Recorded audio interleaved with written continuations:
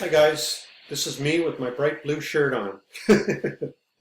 Welcome to the next section. In this section we're going to be talking about James Fowler's Stages of Faith.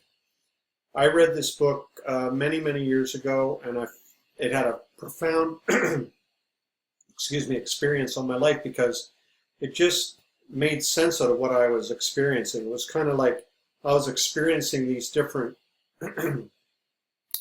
levels or stages of experience in my life, and then somebody handed me this book and said, read this, and I read it, and it was like, wow, that makes total sense. It's like discovering what my personality type is, and somebody's saying, well, read this, and you read your personality type. It's the same way I was reading the Stages of Faith and realizing, wow, like this is totally normal, this is what should be happening to me. So that's the benefit of understanding these different models, is people like James Fowler and Kubler-Ross, Scott Peck, these people that we're going to be looking at, they studied people, they did their research, they made observations, and they took notes, and they wrote them down and noticed that there were different levels of experience that everybody seemed to share. So everybody means you and me. And we experience these different stages of faith that Fowler talks about. Again, like Kubler-Ross, a lot of people dispute, oh, there's not really stages, it's more like cyclical, and some people don't, ever leave the first stage, and some people skip them all, whatever, fine. My point is that these different stages provide a pretty good description of what many people in their spiritual lives experience. So Fowler has 6 stages of faith, and the first one, and we're going to talk about that one in this section, he calls the Intuitive-Projective.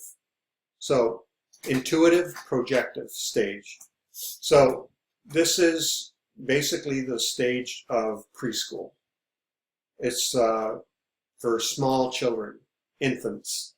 It's very simple, it's very uncomplicated, it's totally unexamined, it's a place where you presume everybody believes the same thing you believe.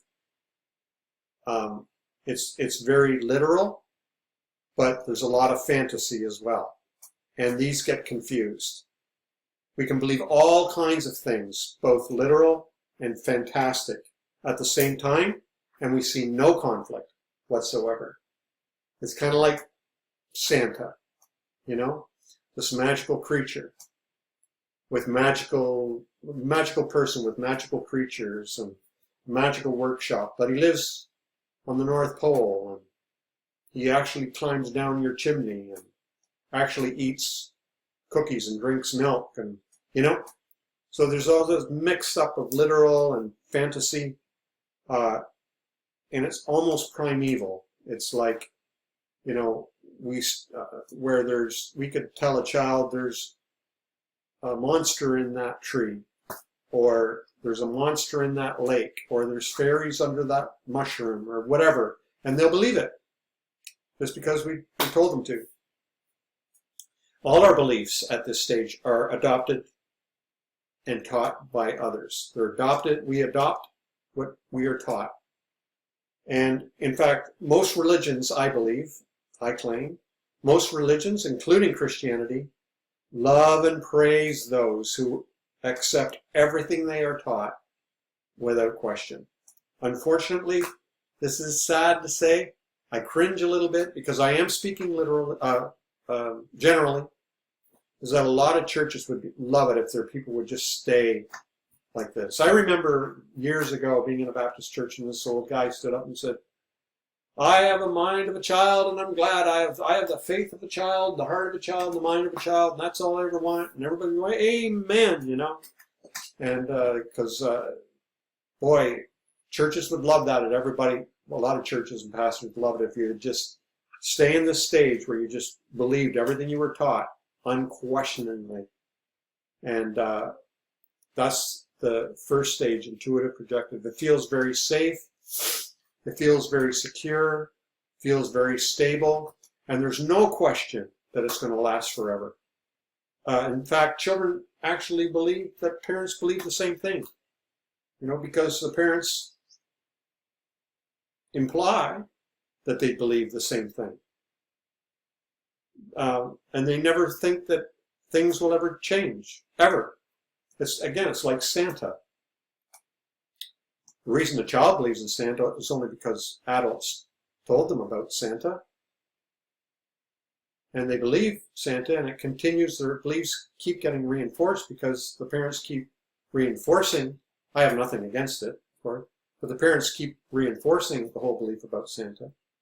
But you remember, well, I do. My children are all grown. I have 3 children that are grown now. But I remember how worried we were at how devastated they were going to be when they found out that Santa wasn't real. How devastating it could be. And that's how it is at this stage. Our beliefs are so unexamined that when we realize it's not real, it can be absolutely earth-shattering, devastating. And unfortunately, I've met adults who I think could be at this stage spiritually. They've still got the beliefs they had when they were confirmed as a child or whatever, and refuse to think any differently. And the weird thing is they assume everybody believes the same thing. It's a very strange place to be. It's like being a child. But I can safely assume that all of you here are here. You're not at this stage, or you wouldn't be here. So that's the first stage anyway, and we'll get on to the next stage. I'll see you there.